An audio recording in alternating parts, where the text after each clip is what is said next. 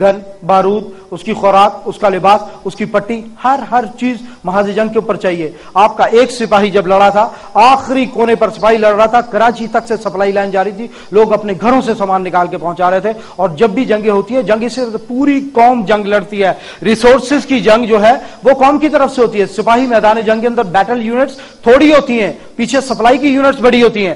اب کیا ہے کہ امریکنز یہاں موجود ہیں 1,31,000، اگر وہ اسی طرح موو کرتے ہیں تو مجھے بتائیں کہ ان کو سپلائی کہاں سے جائے گی؟ آپ نے 1.5 مہینہ پہلے ایک پوزیشن تھی کہ آپ نے دیکھی ہوگی کہ امریکنز نے پاکستان کے علاقے کے اندر کچھ لوگوں کو نیٹو فورسز نے ایڈوانس کیا، ہیلی کاپٹرز نے 85 کے قریب لوگ شہید کر دیے تھے۔ نتیجہ کیا ہوا تھا کہ سپلائی بند کر دی گئی تھی، 460 سے زیادہ ان کے ٹینکر جلا دیے گئے تھے۔ امریکنز کے پاس 11 دن کی سپلائی باقی رہ گئی تھی، وہ بالکل اس گراؤنڈ کے اندر غیر محفوظ ہیں۔ اور اگر وہ ایڈوانس کرنے کی بات کرتے ہیں تو زمینی حقائق اگر دیکھتے ہیں، زمینی حقائق کو دیکھیں تو وہ یہاں پر موجود ہیں 1,31,000 اس ملک کے اندر جس کا بچہ ان کا دشمن ہے، بیک سے سپورٹ نہیں ملے گی ان کو۔ آپ کی 1,34,000 فوج صرف اس بارڈر کے اوپر بیٹھی ہوئی ہے۔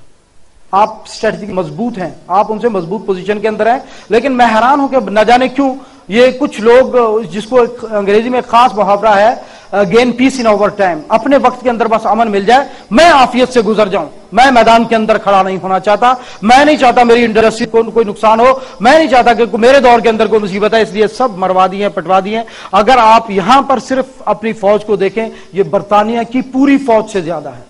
آپ عراق اور افغانستان نہیں ہیں، اس زمین کی 6 بڑی آبادی ہیں، آپ عراق سے 5 گنا بڑے ہیں، برطانیہ سے 6 گنا بڑے ہیں، آپ کی فوج برطانیہ کی فوج سے 6 گنا بڑی ہے، آپ کے بیلسٹک میزائل برطانیہ تک جا سکتے ہیں۔ برطانیہ کے پاس ایک بھی ایسا بیلسٹک میزائل نہیں ہے جو برطانیہ سے فائر کیا جائے اور پاکستان تک پہنچ سکے، لیکن نہ جانے کیوں خوفزدہ کر کے یہ جنگ ہے، یہ ایک پروپیگنڈا وار ہے جو آپ کے اوپر مسلط کی گئی ہے، آپ کو ڈیمورال کر کے آپ اٹھے ہی نہ، حوصلہ ہی نہ کرے، جب کوئی اٹھے گا ہی نہیں تو لڑے گا کیسے؟ لیکن وہ یہ ان کے دانشور کہتے ہیں دیر از اے سلیپنگ جائنٹ، وہاں ایک دیو سو رہا ہے، اور جب وہ اٹھے گا they will shake the world، دنیا کو ہلا کے رکھ دیں گے وہ لوگ۔ اس جگہ کے اندر آپ لوگ موجود ہیں، یہ زمین کی 6 بڑی آبادی ہے۔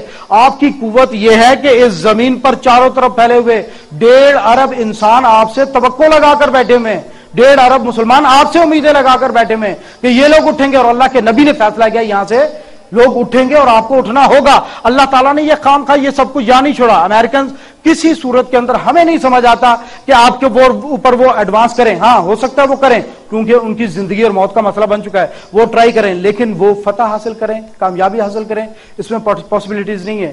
آپ کے دفاع کرنے والوں کو اپنے پیروں کے اوپر کھڑا ہونا چاہیے، مضبوطی سے کھڑا ہونا چاہیے تاکہ دشمن کو یہ واضح کر سکیں۔ اب وہ ہماری گلیوں کے اندر داخل ہو چکے ہیں، ہماری دیواروں تک پہنچے تھے، اب ہمارے گھر کے اندر وہ ڈائریکٹ کارروائیاں کریں، اس کو روکنا ہوگا، اور اس کے لیے صرف قوم کے اندر اتنا جذبہ ہو، ان کو پتا ہو کہ ہم روکنے کی صلاحیت رکھتے ہیں، دیٹس انف، ان کو پتا ہو مورال ہے تو بات ختم ہو جائے گی۔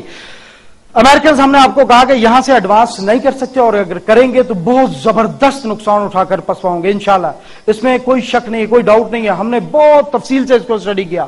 ہاں اگر امریکنز کے پاس کوئی چانس ہے، لوگ کہتے ہیں ایئر اٹیک کیا جا سکتا ہے، امریکہ کے پاس بہت بڑی قوت ہے۔ میں نے آپ کو پہلے بتایا آپ افغانستان یا عراق نہیں ہے، اللہ تعالیٰ نے آپ کو وسائل دیے۔ افغانستان اور عراق کے اوپر امریکہ نے بمباری کی اور انہوں نے 50,000 فٹ کی بلندی سے بمباری کی ہے۔ عراقیوں افغانیوں کے پاس کوئی گولی گولہ میزائل ایسا نہیں تھا جو 50,000 فٹ کی بلندی پر ان کے جہازوں کو ہٹ کر سکتا، میزائلوں کی اتنی رہی نہیں تھی۔ اللہ کا احسان ہے، آپ کا احسان ہے آپ کے اوپر کہ آپ اپنی سرزمین کے اوپر بیٹھ کر جو جہاز JF-17 بنا رہے ہیں وہ 55,000 فٹ کی ایلیویشن کے اوپر فلائٹ کرتا ہے، 2075 کلومیٹر اس کی سپیڈ ہے۔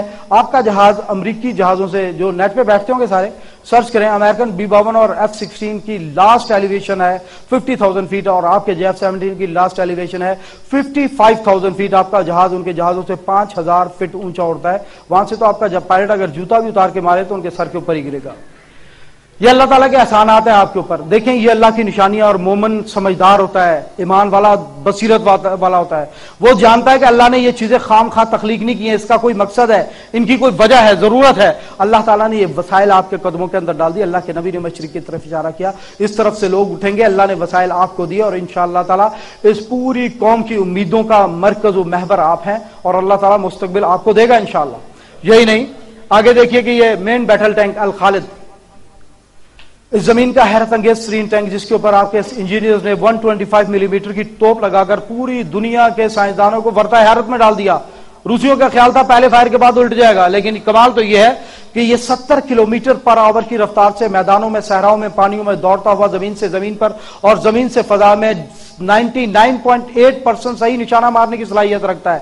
ٹوٹلی کمپیوٹرائزڈ ہے اور یہ پلاٹینیم پلیٹڈ ہے. اس کے اوپر کوئی راکٹ اثر انداز نہیں ہوتا.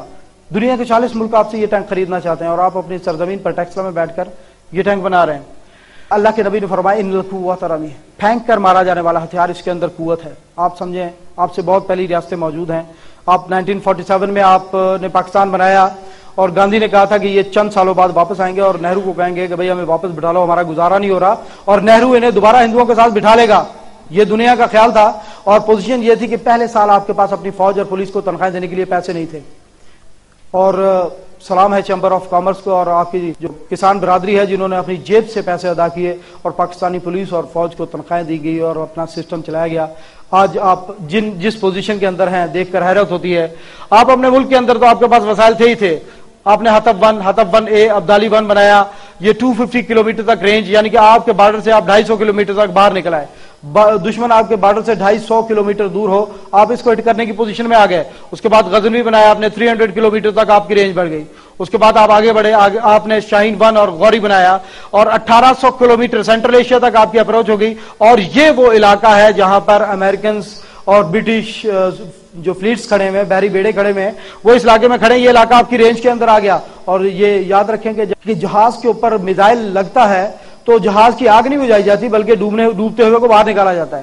اس کے نیچے کوئی ستون نہیں ہوتا، سوراخ ہو گیا نیچے گیا. جو القاعدہ والوں نے ایک کشتی ماری تھی یو ایس ڈسٹرائر کول کے اندر، کیا ہوا تھا یمن کے ساحل پر؟ وہ جہاز پانی کے اندر ڈوب گیا تھا، نیچے کی طرف گیا تھا اور یہ سمندر کے اندر کھڑے ہوئے بہت کمزور حالت کے اندر ہیں. اللہ نے آپ کو مزید توفیق دی، آپ آگے بڑھے. آپ نے شاہین 2 اور غوری 3 بنایا. 3500 کلومیٹر آپ کی رینج، جارجیا تک آپ کے میزائلوں کی رینج ہو گئی. اللہ تعالیٰ نے آپ کے اوپر احسان کیا. اس کے بعد آپ آگے بڑھے اور آگے بڑھ کر آپ نے شاہین 3 بنایا. 4500 کلومیٹر رینج. آپ یورپ تک پہنچ چکے تھے. یورپ کے بہت سے ملک آپ کی رینج کے اندر آ گئے. رشیا 40% آپ کی رینج کے اندر تھا. منگولیا، چائنا اور یہ افریقہ کے بہت سے ممالک آپ کی رینج کے اندر آئے. اللہ نے آپ کو مزید توفیق دی، آپ آگے بڑھے اور آگے بڑھ کے آپ نے پھر 2010 کے اندر ٹیپو 1 اور ٹیپو 2 7500 کلومیٹر رینج کا انٹر کانٹیننٹل بیلسٹک میزائل جو کہ ایٹامک اور کنونشنل ہتھیاروں کو لے جانے کی صلاحیت رکھتا ہے. اور یورپ کا کوئی شہر، کوئی گلی ایسی نہیں ہے جو کہ آپ کے ایٹمی اور روایتی ہتھیاروں کی زد سے باہر ہو. اللہ نے آپ کے اوپر یہ احسان کیا. اس زمین کے 2,74,00,000 مربع کلومیٹر کے علاقے کو آپ کے سالڈ فیول اور لیکوڈ فیول میزائلوں کی رینج کے اندر کر دیا. لیکن اللہ تعالیٰ نے آپ کو مزید توفیق دی. آپ نے اس دنیا میں ایٹم بم کے بعد سب سے خوفناک ہتھیار آبدوز میں جو ایٹامک آبدوز ہے اس کی رینج زیادہ ہے، لیکن ایٹامک آبدوز کو سونار ڈیٹیکٹ کر لیتا ہے کہ کہاں پر موجود ہے. لیکن ڈیزل آبدوز کوئٹ ڈیزل آبدوز کہلاتی ہے جس کو سونار ڈیٹیکٹ نہیں کر سکتا. اور دنیا کی سب سے بڑی ڈیزل سے چلنے والی آبدوز آپ اپنے کراچی کے ساحل پر بیٹھ کر بنا رہے ہیں. یہ آبدوز 3 مہینے پانی کے نیچے رہ سکتی ہے، 10,000 کلومیٹر سفر کر سکتی ہے، 6 ایٹامک میزائل لے جانے کی صلاحیت رکھتی ہے. اور یہ جو missile Babur missile, cruise missile آپ بنا رہے ہیں سمندر کے نیچے سے فائر کیا جانے والا، یہ میزائل پوری دنیا کو برتا حیرت میں ڈالے ہوئے کہ یہ جب پانی سے نکلتا ہے، پہلی بات ہے اس کی آبدوز کو کوئی ڈیٹیکٹ نہیں کر سکتا.